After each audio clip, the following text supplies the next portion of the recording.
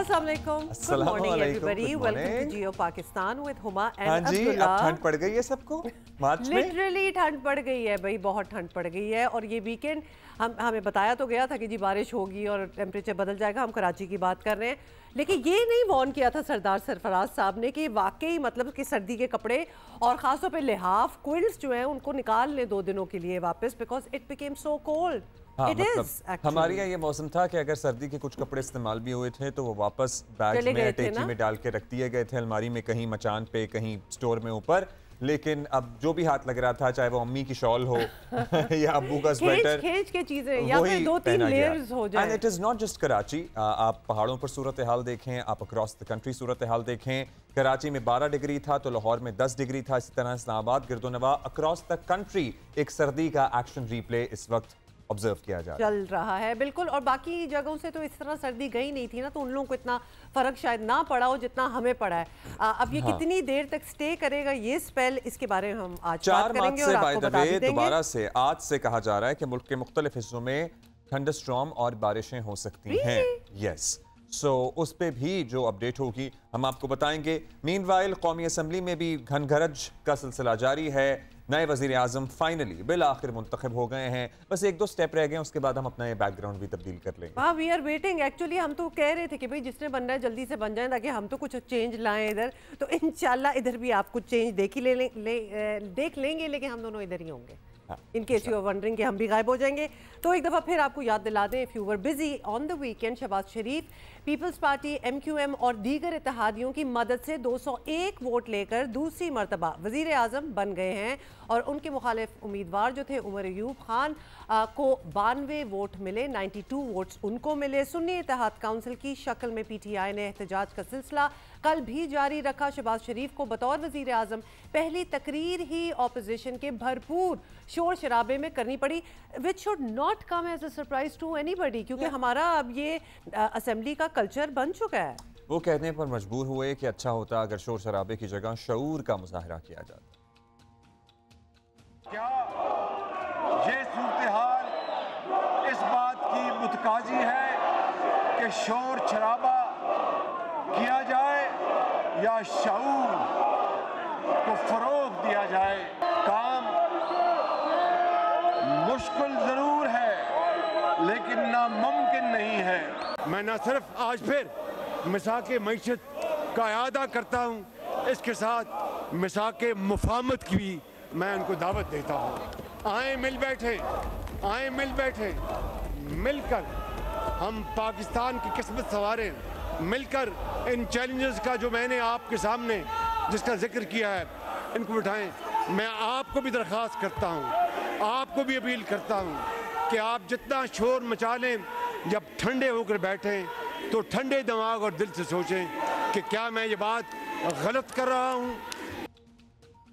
वज़ीर आज़म शहबाज शरीफ की तकरीब हलफ बर्दारी आज दोपहर 3 बजे ऐवान सदर में होगी। सदर मुमलिकत डॉक्टर आरिफ अलवी वज़ीर आज़म से हलफ लेंगे। इसमें कोई शक नहीं कि शहबाज शरीफ अपनी ज़िंदगी की मुश्किल तरीन जिम्मेदारी उठा बैठे हैं और एक बड़ी अपोजिशन का चैलेंज अपनी जगह है, लेकिन जिस तरह मुल्क मुआशी दलदल में फंसा हुआ है उसे बाहर निकालना असल चैलेंज होगा। सरकारी इदारों की निजकारी समेत वो निज़ाम में मेजर सर्जरी की बात तो कर रहे हैं, लेकिन इत्तेहादियों के सहारे कायम है ये हुकूमत, ये सबको नहीं भूलना चाहिए, इसलिए आसान तो नहीं होगा। बिल्कुल। इस सूरत हाल में एक अजीम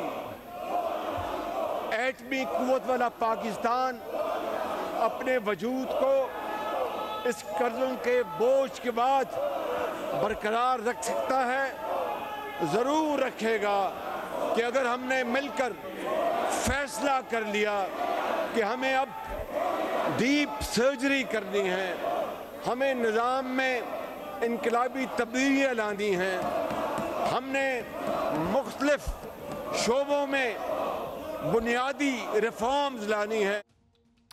साथ ही आपको बता दें कि वज़ीर आज़म शहबाज शरीफ अपोजिशन को मीसाक मईशत और मफाहमत की पेशकश कर रहे हैं, मगर बानी PTI के तरबियत याफ्ता दस्ते का रवैया बता रहा है कि शहबाज शरीफ को मायूसी होगी। इधर तो उमर अयूब ने कौमी असम्बली से खिताब में कहा कि शहबाज शरीफ फॉर्म 47 की पैदावार हैं, ये जानते हैं कि इन लोगों के पास जाली मैंडेट है।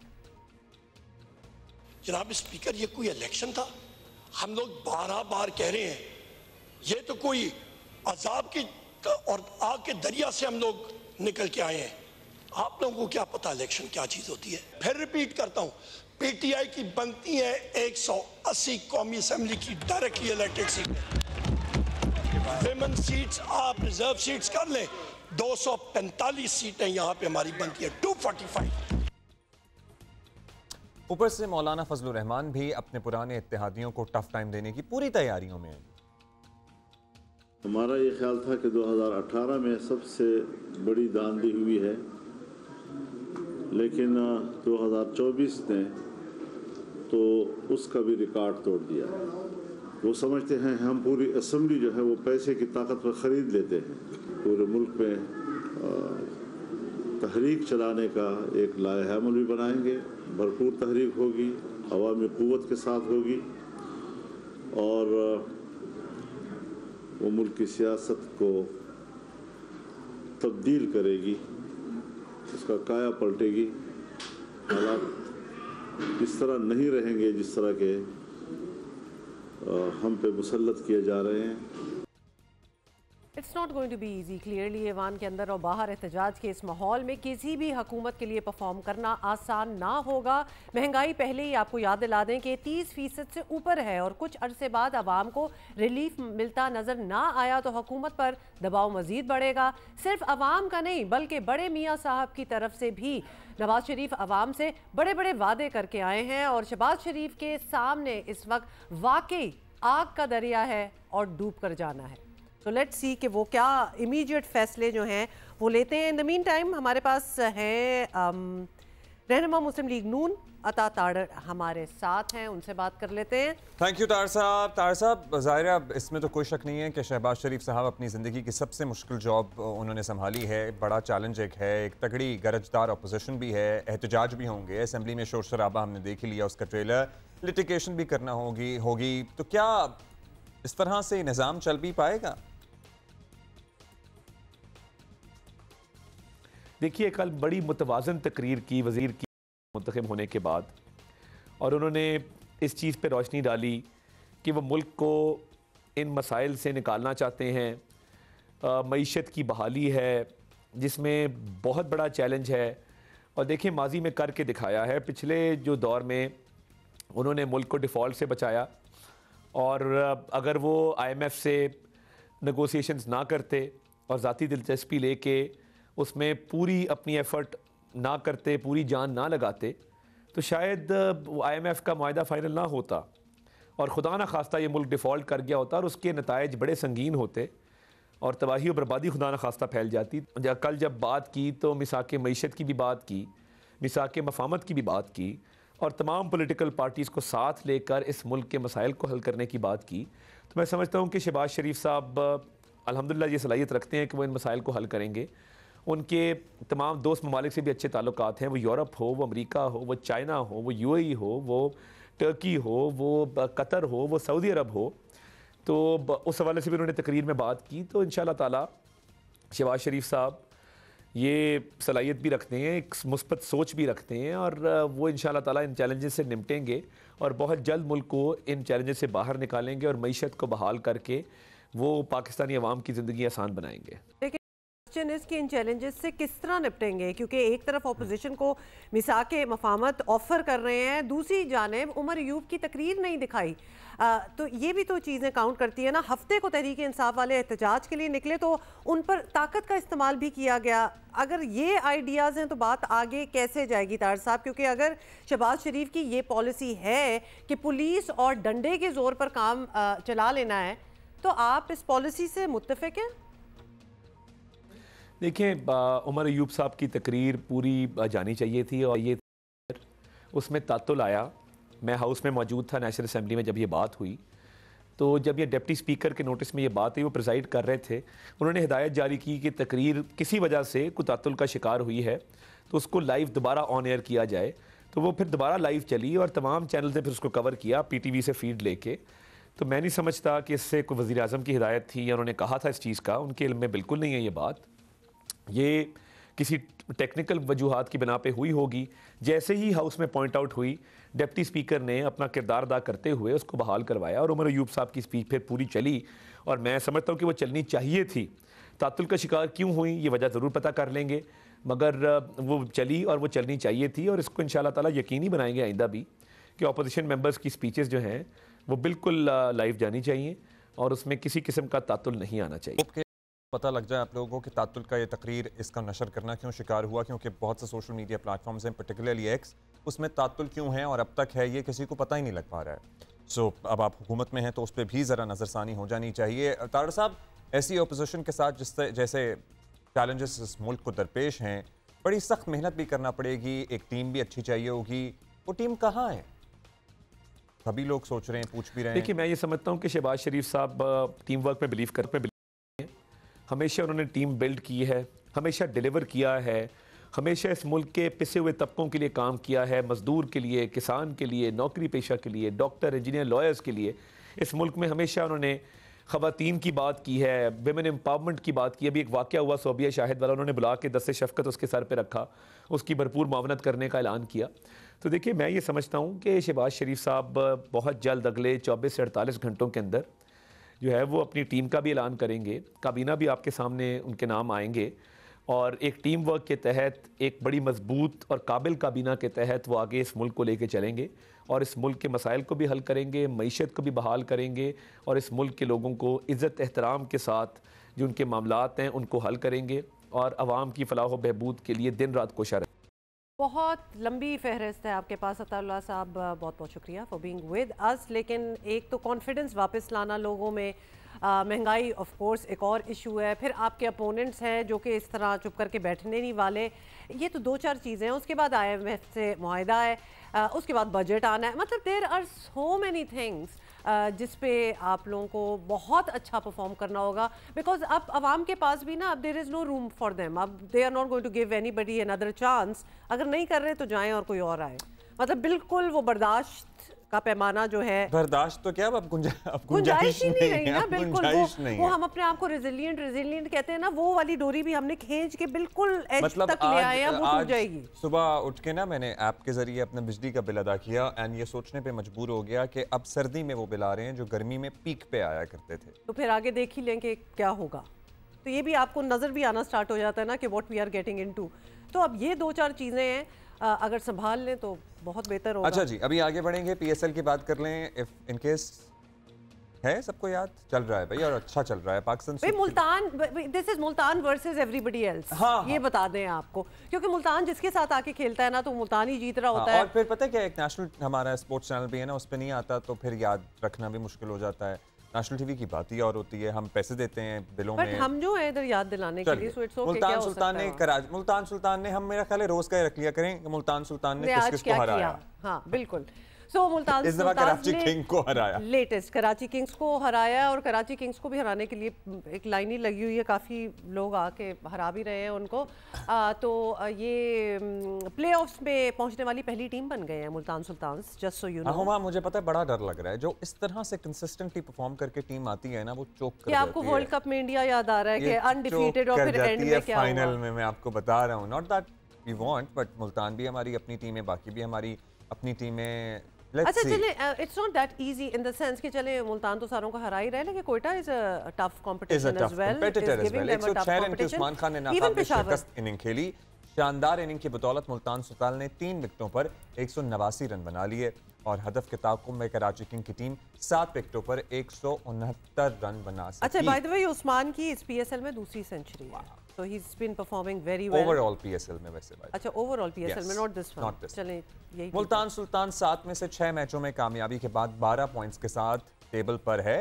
कहां पे? फहरिस्त of course top of the table, और कोयटा 6 मैचेस के बाद 9 पॉइंट्स के साथ दूसरे नंबर पर, जबकि पेशावर ज़ल्मी जो है वो 6 मैचों के बाद 7 पॉइंट्स के साथ तीसरे नंबर पे है। और उसके बाद जाने की जरूरत नहीं है नीचे क्या हो रहा है। नीचे ऐसे इस्लामाबाद भी है, अच्छा आखिर में कराची, कौन है? लाहौर। मजाक नहीं उड़ाना चाहिए, मजाक उड़ा भी नहीं रहे। आखिर में है लाहौर कलंदर 1 नंबर के साथ, 1 पॉइंट के साथ, और वो भी इसलिए मिल गया था क्योंकि परसों बारिश हो गई थी ना, आपको पता है कि मैच ही नहीं हुआ, कराना था ऑफ कोर्स मैंने मैच, इसमें ये ना समझिएगा कि अभी वो कुछ जीते हैं, नो नो नो, क्योंकि वो मैच हुआ ही नहीं, बारिश की वजह हो गया, तो दोनों को एक एक पॉइंट मिल गया। वो ड्रॉ नहीं हुआ था, वो बारिश की वजह से। I was happy they at least got one, वरना कोई चांस लग नहीं रहा था। जिन्हों इस पे कोई स्टडी होनी चाहिए, आई एम श्योर कर भी रहे होंगे, बिकॉज आगे हमारा T20 का वर्ल्ड कप है, and the captain who's leading Lahore Qalandar is also leading a national team. Don't put it all on the captain. I'm not leading all on the captain, but at the same time we will not forget that this is the same captain जिसने Lahore Qalandar को मुसलसल गुज़श्ता 2 दफ़ा ये title जितवाया है PSL का। आ जाता होता है बुरा वक्त वगैरह भी है, और लाहौर कलंदर को तो एक केस स्टडी इन इटसेल्फ है। शुरू की आपको सीजन याद है PSL के 2-4 जिसमें बिल्कुल बॉटम ऑफ द बैरल होते थे, फिर 2 जीत भी गए, और एक नहीं 2 दफा, हाँ 2 दफा consecutively, so it happens, it's alright. Break के बाद यार एक जीत जाए वैसे, ब्रेक के बाद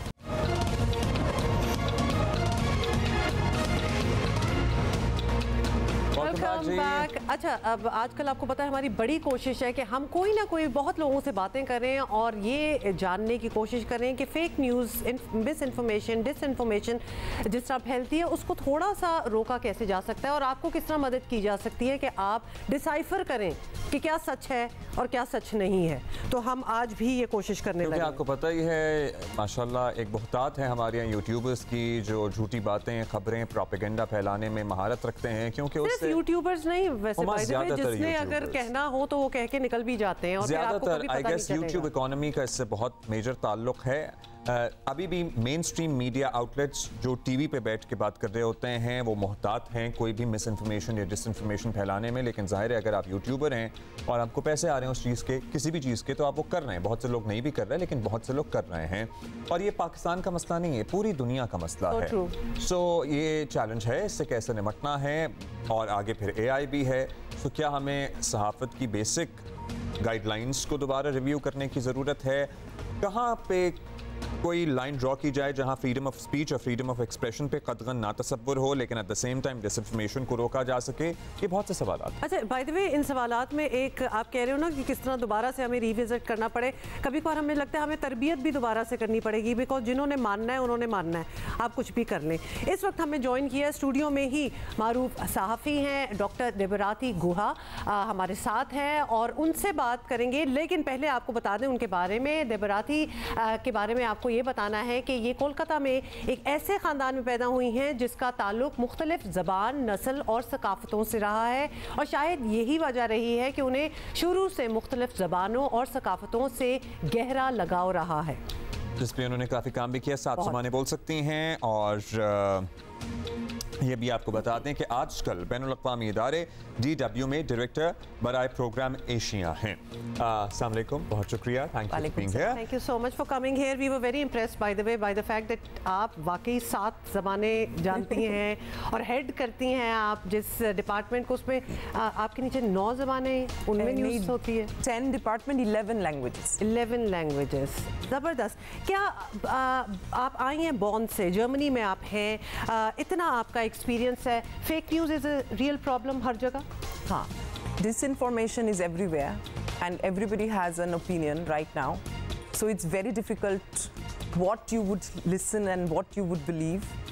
और हम तो हमेशा कहते हैं कि आप बहुत सारे पर्सपेक्टिव देखिए, पढ़िए, but then you decide that what you want to believe. So you can't control everybody, but there's of course some rules in the internet, how you would do social media, which are the medias you would follow. Right. So we try to give a हम तो ये भी कहते हैं कि थोड़ी सी common sense भी इस्तेमाल करें। कुछ न्यूज़ इतनी ऑब्वियसली फेक होती है कि उसको मानने की आपको ज़रूरत नहीं है। हैविंग सेड दैट, न्यूज़ भी अब it spreads like fire.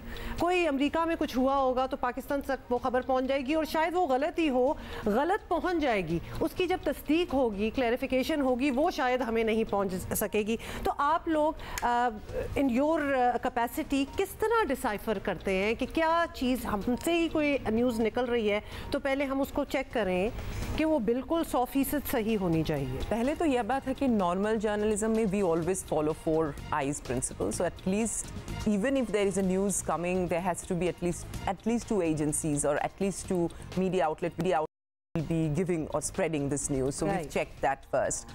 But Deutsche Welle also have introduced two very important software with which we detect disinformation or fake news. One is called Truly Media. It's our homegrown software. The other is an AI-based, we call it PlainX, with which we are also translating. Obviously, there will be somebody, or sometimes if the news is sensitive, we have 6-eyed principle, so at least 3 people will look over it. But also for voicing, dubbing, we are using that. तो आप लोग जब एक खबर float कर रही है market में है, you know, you have your doubts कि ये फेक न्यूज़ है, मिस इन्फॉर्मेशन है, आपके सॉफ्टवेयर ने डिटर्मिन कर लिया, आपने उसके बारे में छाप दिया या एक वीडियो बना के अपलोड कर दी, क्या वो वीडियो भी उसी तेज़ी से फैलती है या उसका जो जिसको आप बर्स्ट करते हैं जो फेक न्यूज़ उसके भी उतने शेयर्स होते हैं या there is a stark difference? क्योंकि बहुत दफ़ा ये नोट किया गया है कि वो तो करोड़ों में पहुंच जाता है और जो असल हक़ाइक़ होते हैं वो लाखों तक भी नहीं। हाँ, वो नहीं होते। हाँ, ऐसे कभी-कभी होता है, but you know thank God that Deutsche Welle is not, our goal is not to get revenue or to get a certain profit.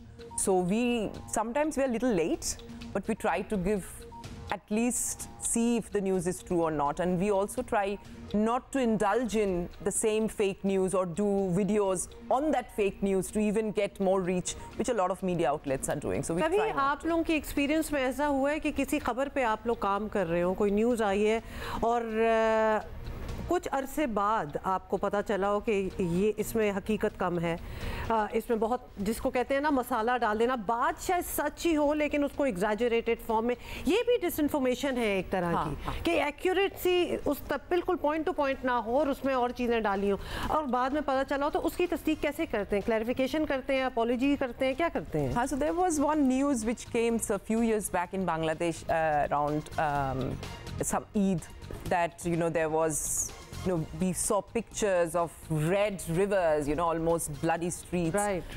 And there was also something called, there was a Buddhist temple which we thought that it was destroyed and stuff like that.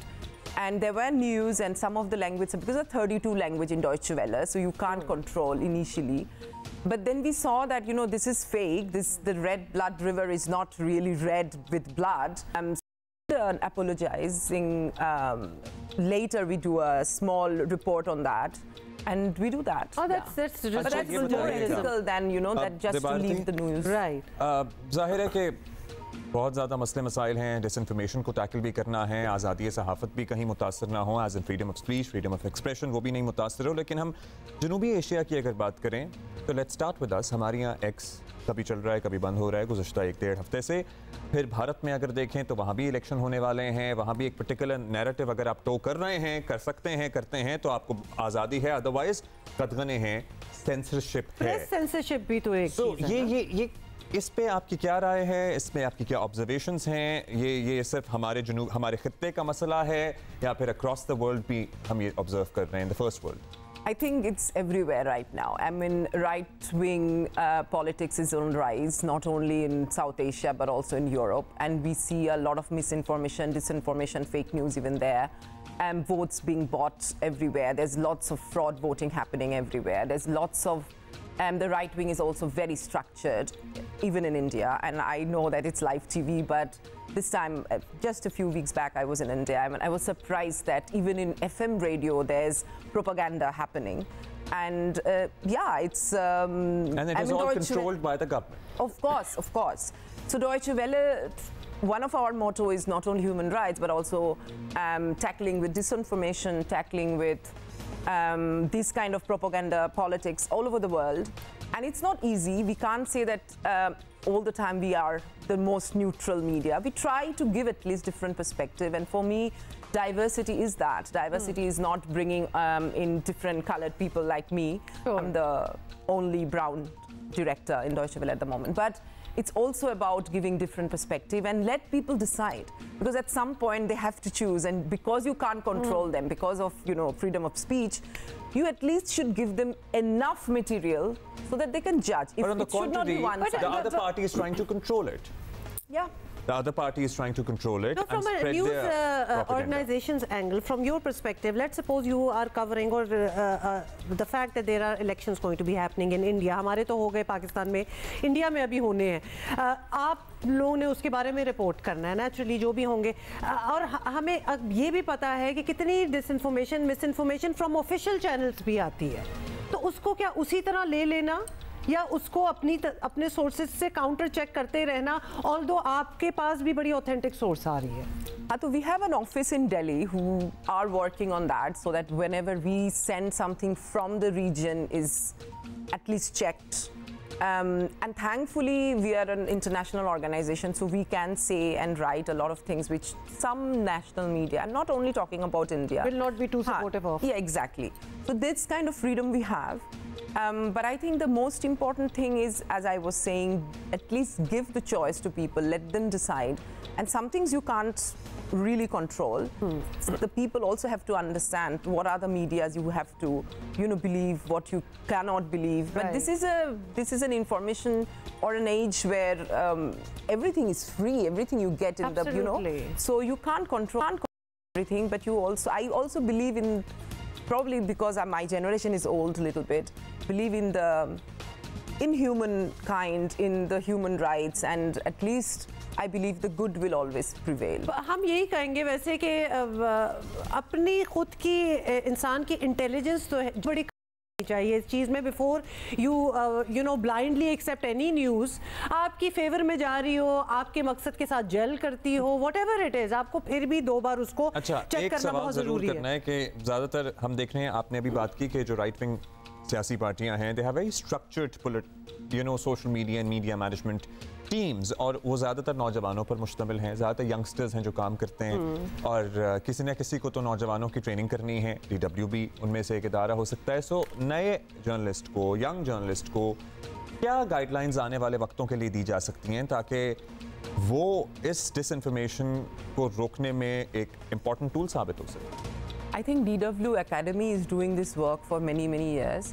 We are still now teaching journalists not only the fundamentals but also the alternative way of storytelling. For example, now it's very much in fashion, constructive or solution-oriented journalism.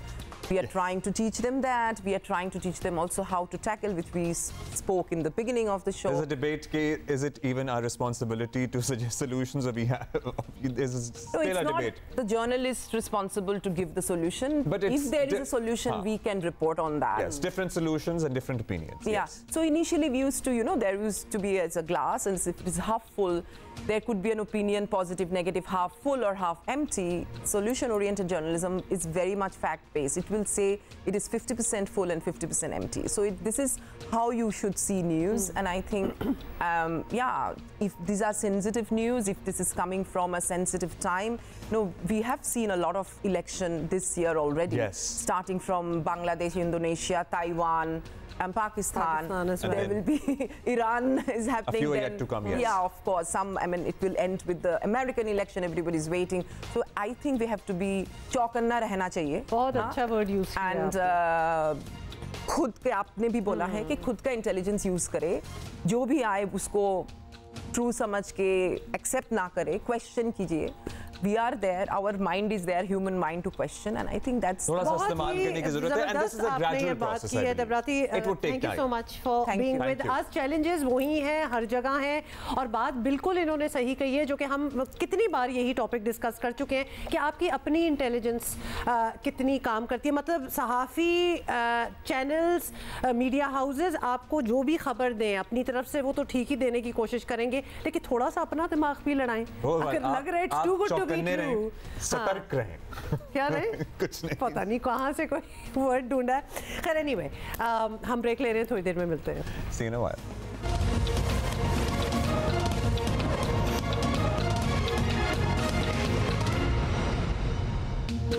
अच्छा, आपको बताएं कि चित्राल के मुख्तलिफ इलाकों में 4 रोज़ से बर्फ़बारी जारी है और राब्ता सड़कें जो हैं उनकी बहाली का काम भी शुरू हो चुका है, और तमाम सरकारी और निजी स्कूल जो हैं वो 9 मार्च तक बंद है. मतलब सीरियस बर्फ़बारी वहाँ हो रही है. और हमारे दोस्त हैं जहांगीर जिगर, हमारे जियो के कॉरेस्पॉन्डेंट भी हैं और इनके दोस्त भी हैं, वो बताएंगे. जिला अपर चतराल में 4 रोज तक मुसलसल बर्फबारी ने चतराल शहर को मिलाने वाली राबिता सड़कों को बंद कर दिया है, जिससे कारोबारी ज़िंदगी मुअत्तल होकर रह गई है। टेलीफोन, बिजली, मवासिलात का तमाम निज़ाम दरहम बरहम हो गया। लवारी टनल और शंदूर रोड मुनक़ता होने से मुल्क के दीगर हिस्सों से भी चतराल का राबिता कट कर रह गया है। आवाम घरों में महसूर होकर रह गए हैं। इंटरनेट का निज़ाम बंद होने से ख़बरों की तरसील तक भी बंद हो गई। चौथे रोज़ NHA, TMA, 1122, Chitral police, Chitral levies, Chitral scouts, civil defence वगैरह हरकत में आ गए। चतराल बाज़ार और मुल्हिका इलाकों की सड़कों पर से बर्फ़ हटाने का काम शुरू कर दिया गया है, जबकि इन इलाकों में अशियाए खुर्दनूश और अशियाए सर्फ की ज़बरदस्त किल्लत पैदा हो गई है। चतराल शहर और मुल्हिका तमाम इलाके 4 रोज़ से तारीकी में डूबे हुए हैं। बर्फ़बारी से बिजली के दर्जनों पोल्स गिर गए हैं और तारें टूट फूट गई हैं, जबकि हज़ारों दरख्तान भी ज़मीनबूस हुए हैं। इसी तरह सैकड़ों कच्चे मकानात को भी जुज़वी तौर पर नुकसान पहुंचा है। जी थैंक यू जहांगीर। अब हम मुझसे पूछ रहे थे तुम्हारी दोस्ती कब हुई जहांगीर से? भाई जिसका नाम जहांगीर जिगर है वो फिर बड़ी हुआ ना अपना तो जिगर हाँ। जैसे कहते होते हैं ना। अच्छा छोड़ें, बर्फ देखी थी आपने?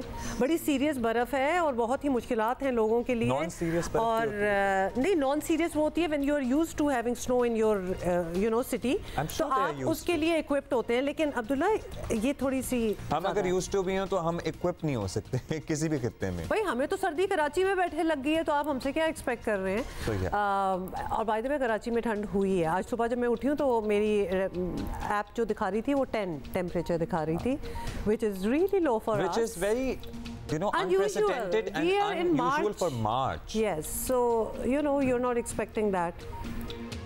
But of course, needless to say, it looks stunning. जो हम आपको visuals दिखा रहे हैं, they are so beautiful. अच्छा। के बाद हाजिर हो।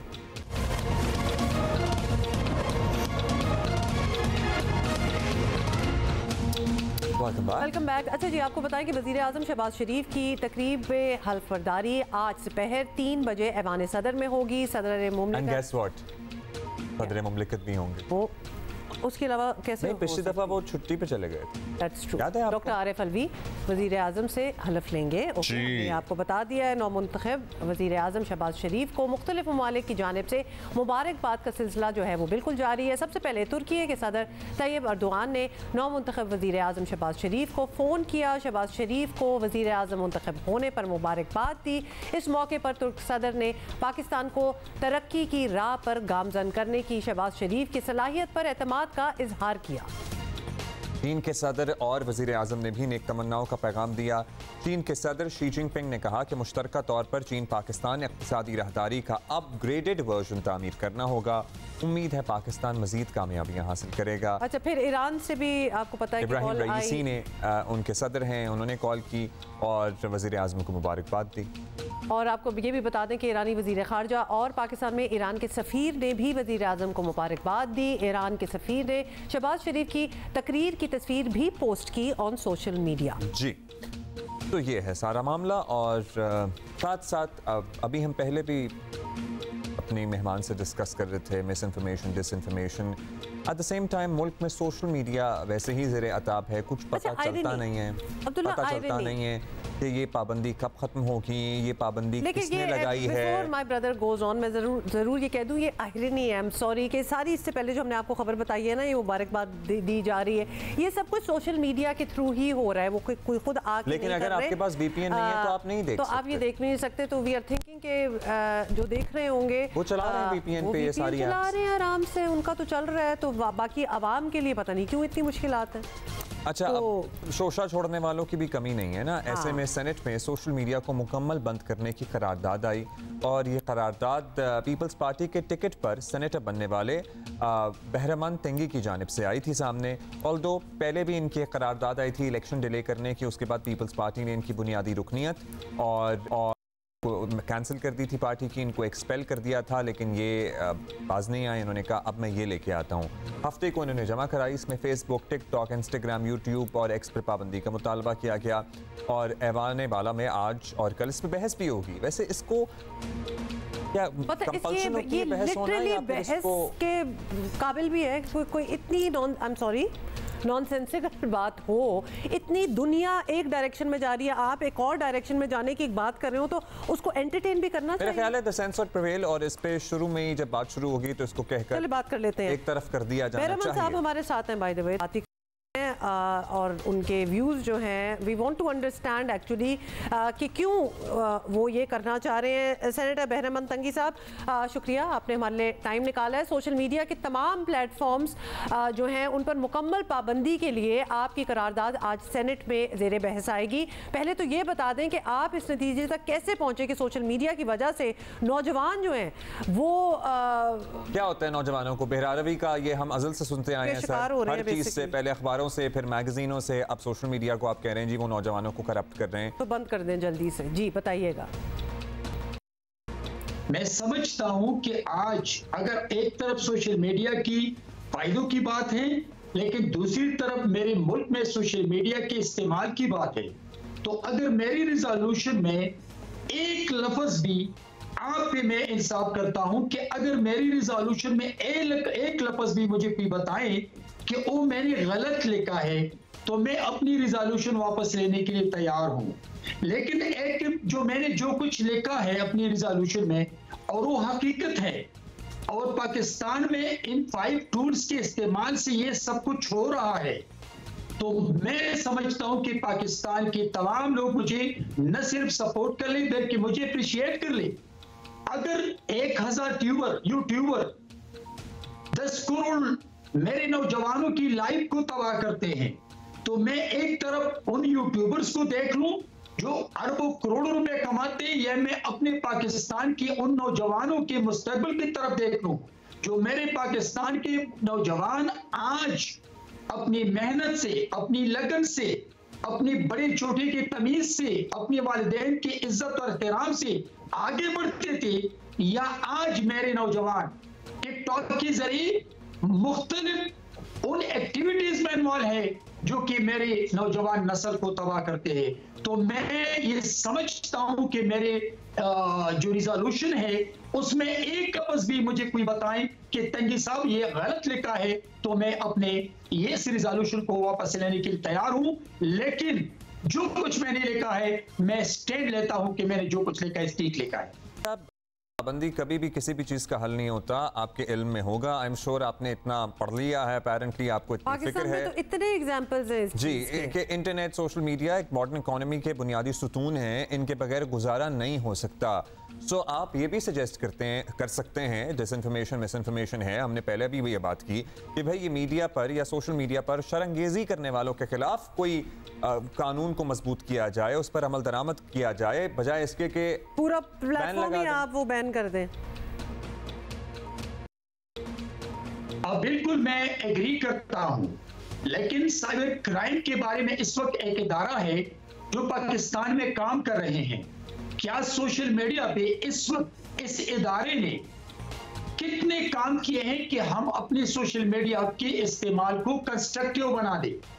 लिहाजा मैं आपसे मुत्तफिक हूं कि कोई ऐसे कानून हो कि सोशल मीडिया के इस्तेमाल पाकिस्तान के लिए, पाकिस्तान के इदारों के लिए, पाकिस्तान के इंस्टीट्यूशन और अवाम के लिए बेहतर अंदाज में अपना रोल प्ले कर सके।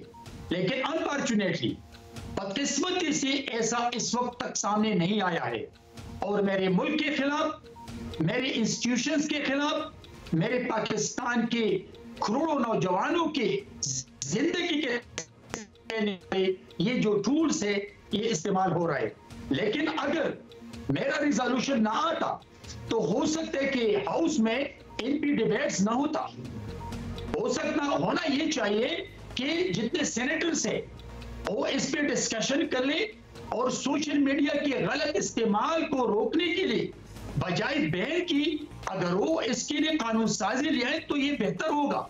लेकिन आज जो इदारे काम करते हैं सोशल मीडिया पे, फेक न्यूज, फेक लीडरशिप की प्रमोशन, गलत बेरहरवी, तो आज तक कुछ नहीं हुआ। तो मैं इस नतीजे पे पहुंच गया कि क्यों ना इन टूल्स पे पाबंदी लगाएं ताकि पाकिस्तान का मुस्तकबिल, पाकिस्तान के नौजवानों का मुस्तकबिल, पाकिस्तान के इदारों पर वो प्रोपेगेंडा ना हो जो गलत है।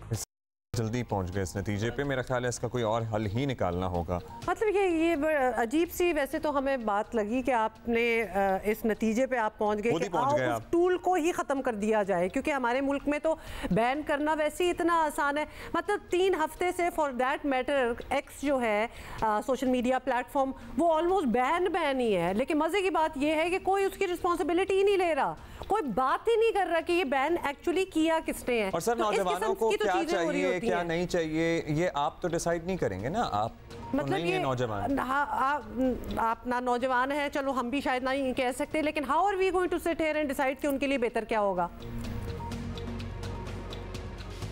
देखिए, जहां तक पाकिस्तान के नौजवानों का ताल्लुक है तो मेरे भी बच्चे हैं, मेरे भी नौजवान बच्चे हैं, तो मैं नौजवान बच्चों के मुस्तकबिल के लिए खूब जानता हूँ बहैसियत एक बाप की, बहैसियत एक पाकिस्तानी की, बहैसियत एक लेजिस्लेटर और एक सियासी वर्कर की।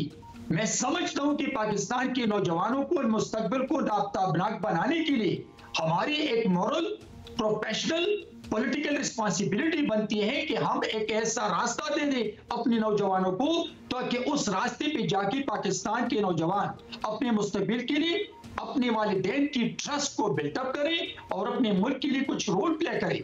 तो मैं समझता हूं कि नौजवानों को रास्ता दिखाने के लिए हम सब बड़ों की जिम्मेदारी बनती है कि हम उनको रास्ता दिखाएं, और वो रास्ता जो पाकिस्तान के मुस्तकबिल के रास्ता हो, वो रास्ता जो पाकिस्तान के उन नौजवानों के मुस्तकबिल ताबनाक मुस्तकबिल के रास्ता हो, वो रास्ता जो पाकिस्तान के इदारों की मजबूती का रास्ता हो। तो मैं समझता हूँ कि पाकिस्तान के नौजवानों को रास्ता देना बेहसियत एक बाप, बेहसियत एक पाकिस्तानी और बेहसियत एक पॉलिटिशियन मेरी रिस्पॉन्सिबिलिटी बनती है कि हम और उन रास्ते का तयन करें जिस पे पाकिस्तान के नौजवान जाके अपने मुस्तकबिल को बनाएं और मुल्क के लिए अपना किरदार अदा कर सकें।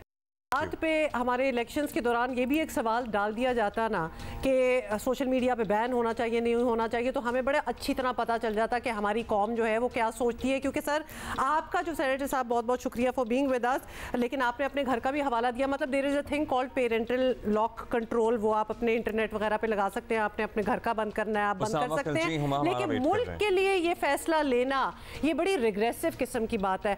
मतलब अब्दुल्ला, आई एम सॉरी, हम कहते हैं ना कि हमने अपने यंगस्टर्स को राह दिखानी है और एक नई डायरेक्शन देनी है, वो हम पिछले 75 सालों से दिखा रहे हैं direction, and it's not working out. May be it's the other way around, हमें करना पड़ेगा कि शायद हम उनसे डायरेक्शन लें। हमें वैसे ड्राइंग बोर्ड पे भी वापस जाना पड़ेगा, हमें अपने तालीमी इदारों और एजुकेशनल सिस्टम पे फोकस करना पड़ेगा, ताकि अगर आज हमें लग रहा है कि नौजवान बेरारवी का शिकार हैं, भटक गए हैं, तो उनके पास कोई तरबियत और तालीम मौजूद हो। Usama Khilji digital rights expert हमारे साथ मौजूद हैं। उसामा, आज फिर हम आपसे बात कर रहे हैं, आज फिर मुल्क सर्विस नहीं चल रही है। अब we have lost count of days, Usama, अब तो ये एक नॉर्मल हो गया है। ये मुतालबे आ रहे हैं कि भाई across the board social media platforms को बंद कर दिया जाए। Where are we heading to?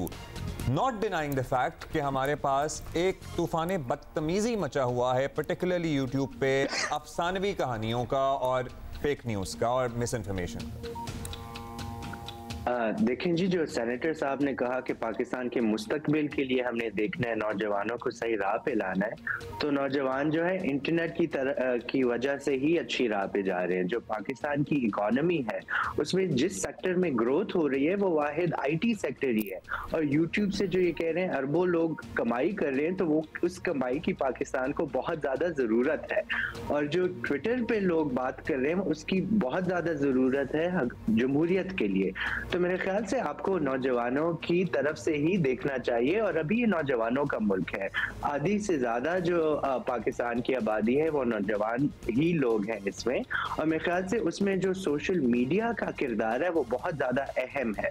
और आपने ये भी देखना है कि रियासत क्यों जो है तंग होती है सोशल मीडिया से, इसलिए क्योंकि एक जमहूरी आवाज उस पर उठी है, और जो जमहूरी आवाज जो पहले पाकिस्तानियों के पास नहीं होती थी। हमने अमरीत के दौर देखे, हमने जो है मुगलाना दौर देखे, हमने फिर दौर देखे बरतानी राज के, और उसमें जो है एक जमहूरी ट्रेडिशन था ही नहीं। अभी जो जमहूरी ट्रेडिशन आता है जिसमें लोग जो है अपनी आवाज उठाते हैं, तो जो रियासत है और इस तरह के जो लोग हैं वो खौफजदा है, क्योंकि वो नहीं चाहते कि लोगों के पास आवाज हो, लोग अपनी आवाज उठाएं और लोग जो गलत पॉलिसियां हैं रियासत की उस पर तनकीद करें। तो मेरे ख्याल से ये तो एक नेचुरल ही रिएक्शन है। मेरे ख्याल से तंगी साहब को तो सेनेट में होना ही नहीं चाहिए, क्योंकि पीपीपी ने तो उनकी मेंबरशिप सस्पेंड कर दी है। मेरे ख्याल से अभी 2 ही हफ्ते कैंसिल कर दिए, 2 ही हफ्ते रहते वो खत्म हो जाएंगे, और शायद वो नाराज हो पार्टी से, इसी वजह से जो है वो इस तरह की रेजोल्यूशन ला रहे हैं। लेकिन उम्मीद यही है कि जो सियासी जमातें मौजूद हैं सेनेट में, वो इस पे आवाज उठाएंगी और वो देखेंगी और नौजवानों की नुमाइंदगी करेंगी कि पाकिस्तान के इंटरेस्ट में क्या है। क्या हम चाइना बनना चाहते हैं जहाँ पे सोशल मीडिया सब बंद है, एक ही पार्टी का रूल होता है?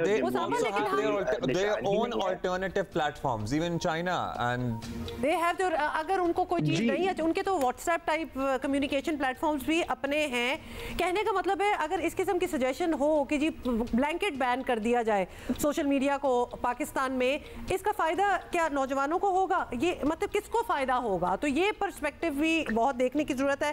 साथ साथ उसामा ये भी आप बता दें, ये जो एक्स पे एक बैन चला जा रहा है, इसको अब हम परमानेंट समझें? And I am sorry I have to use this word, the audacity of nobody taking responsibility for this at all. मतलब नीवे होके निकल जाना, एक पंजाबी का टर्म होता है कि ना जी हम पूछते रहे, हमें नहीं पता, हम नहीं बता रहे। मतलब ये एक मजाक बन चुका है। देखिए, सबसे बड़ा मसला यही है कि जब एक हुकूमत आती है जिसके पास एक डेमोक्रेटिक लेजिटिमेसी ही ना हो, जो हमारी केयर टेकर हुकूमत थी, तो ऐसा तो होगा। अभी जो हमारी अभी नई हुकूमत आ रही है, उन पे ये रिस्पॉन्सिबिलिटी आयद है, उनकी जिम्मेदारी बनती है कि वो ट्रांसपेरेंसी से काम लें। सबसे पहले ट्विटर का जो बैन है वो उठाएं, हमें बताएं ये किसने ब्लॉक किया था। अभी पिछले दिनों मुर्तजा सोलंकी साहब का ही बयान आया था कि पीटीए चेयरमैन से आप पूछे, तो पीटीए की तरफ से तो कोई स्टेटमेंट ही नहीं आया। तो किस तरह ये इदारे काम कर रहे हैं इस मुल्क में, जो इंटरनेट की बेहतरी और पाकिस्तानियों की बेहतरी के लिए काम कर रहे हैं? हमारे टैक्स पेयर मनी से फंड हो रहे हैं इदारे, लेकिन जवाबदेह नहीं हो रहे। तो इस पे तो मेरे ख्याल से जो हायर जुडिशरी है, सिंध हाई कोर्ट का भी ऑर्डर आया है, लेकिन केयर टेकर हुकूमत की ये फेलियर है कि उस ऑर्डर को उन्होंने इम्प्लीमेंट किया।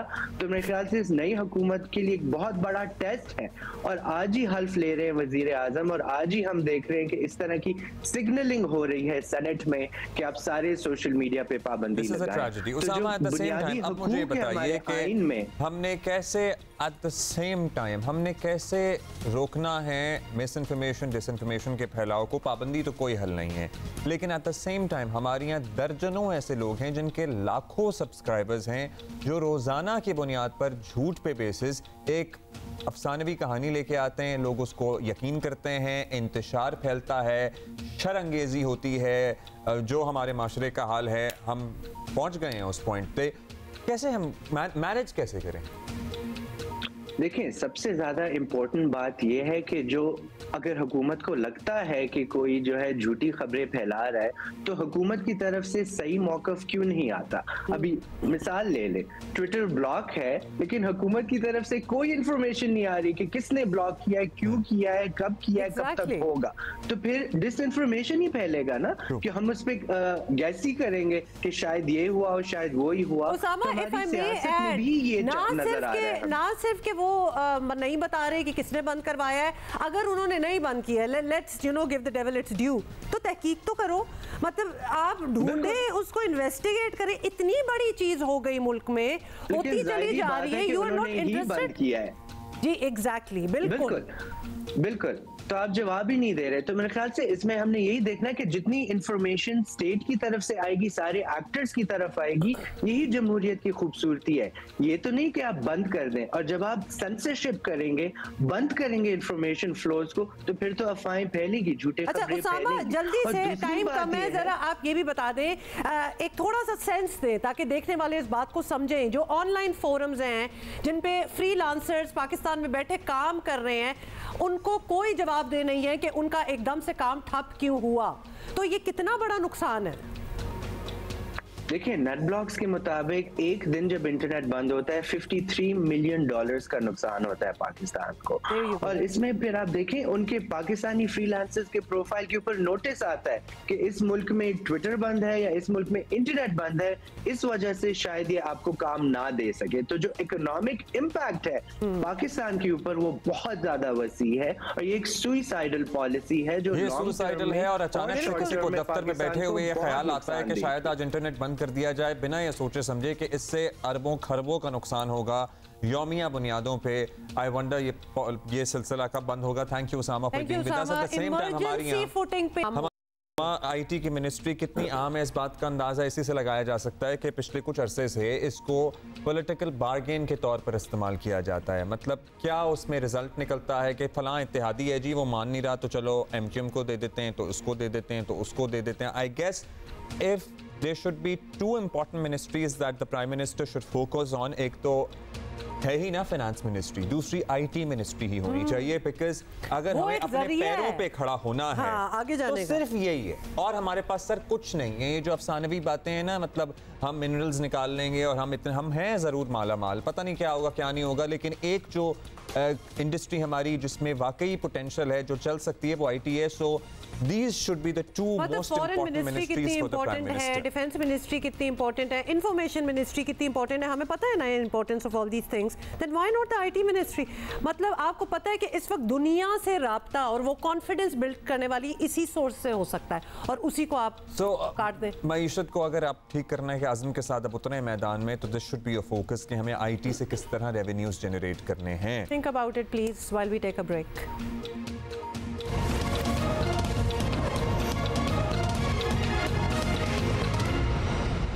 मौसमियाती तब्दीलियों की बात करेंगे, विंटर रिटर्न्स, और मुल्क में मौसमियाती तब्दीलियों के असरात पूरी तरह अपना रंग दिखा रहे हैं। मौसम बहार की आमद का पैगाम देने वाला मार्च एक्चुअली दिसंबर जनवरी का एहसास दिला रहा है। इस महीने में तो गुल दाऊदी की नुमाइशें और थोड़ी सी तेज धूप और हमारे पिछले वीकेंड पे हमारे यहाँ तो वो जश्न बहारा का एक मेला कराची में हो गया, और उसके बाद सर्दी दोबारा आ गई। बारिशों के साथ साथ हमारे लोगों को हैरान कर रही हैं। शहरियों ने दोबारा गर्म कपड़े निकाले हैं। कराची में सुबह काफ़ी पारा नीचे आ गया था, ऐसा लग रहा था कि सर्दी के दिन हैं, दिसंबर के दिन हैं। 12 से 10 डिग्री के दरमियान फ्लक्चुएट हो रहा था।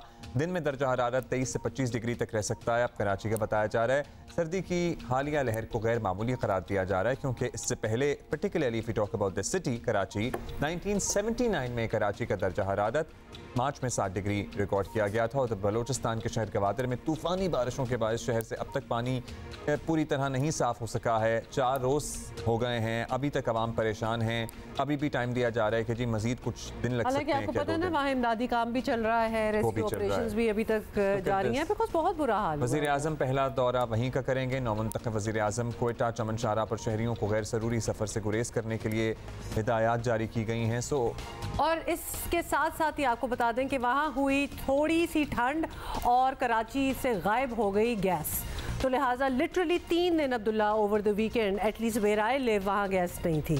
तो ये तो हैंड इन हैंड ही चल रहा होता है। अब कितना मौसम क्या रहेगा आने वाले दिनों में? बारिश की पेश गोई भी की जा रही है मजीद, तो क्या सूरत हाल रहेगी? चीफ मेट्रोलॉजिस्ट सरदार सरफराज हमारे साथ होंगे आफ्टर दिस।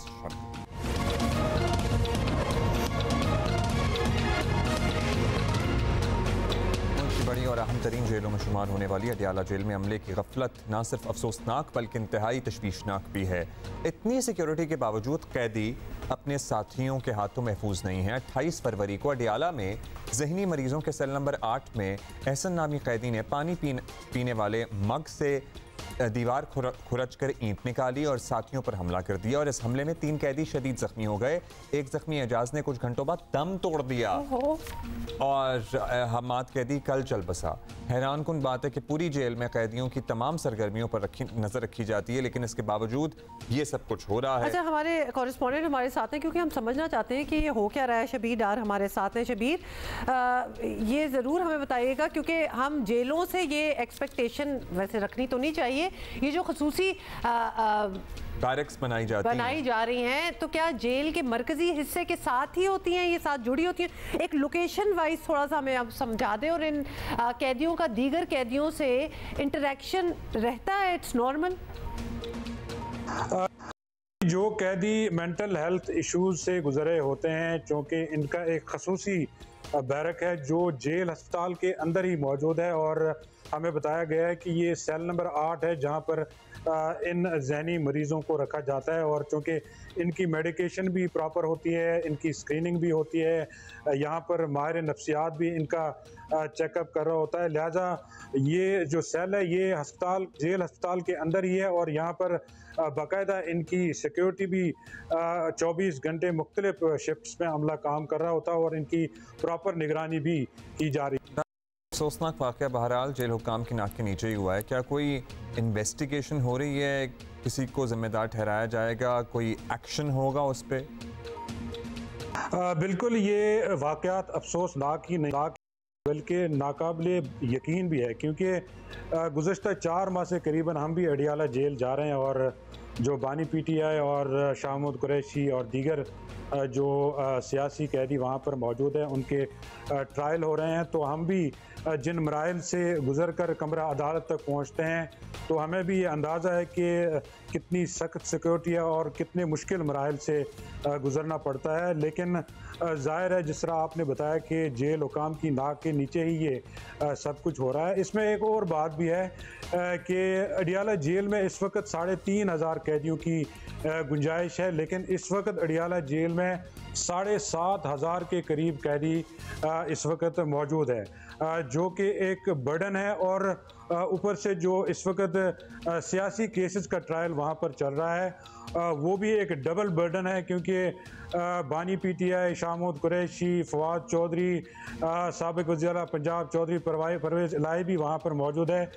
उनकी सिक्योरिटी और 7,500 कैदियों की सिक्योरिटी, साथ उनका खाना और उनका चेकअप, हस्पताल, उनको अदालतों में पेश करना, ये ओवर बर्डन है जेल हुकाम के लिए। लिहाजा ये भी एक मुश्किल है जेल हुकाम के लिए। लेकिन जाहिर बात है, ऐसे वाक़यात पेश नहीं आने चाहिए थे, लेकिन जेल हुकाम की नाक के नीचे ही ये सब कुछ हो रहा है। जहाँ तक इंक्वायरी का सवाल है तो जो DIG जेल रावलपिंडी रीजन है राना रऊफ़, वो इन दोनों वाक़यात की इंक्वायरी कर रहे हैं और अभी तक जो दोनों वाक़यात जो है जो मर्डर हुए हैं इनकी इंक्वायरी रिपोर्ट अभी तक इंक्वायरी रिपोर्ट आएगी तो देख लेंगे किसको जिम्मेदार ठहराया जाता है, किसके खिलाफ एक्शन होता है। वैसे मतलब पहले तो ये दुआ करें कि इंक्वायरी हो और फिर उसकी रिपोर्ट जो है वो भी पब्लिक हो, ताकि लोगों को समझ भी आए। और ख़ासतौर पे जिनके जानने वाले, जिनके प्यारे जेल में हैं फॉर इंस्टेंस,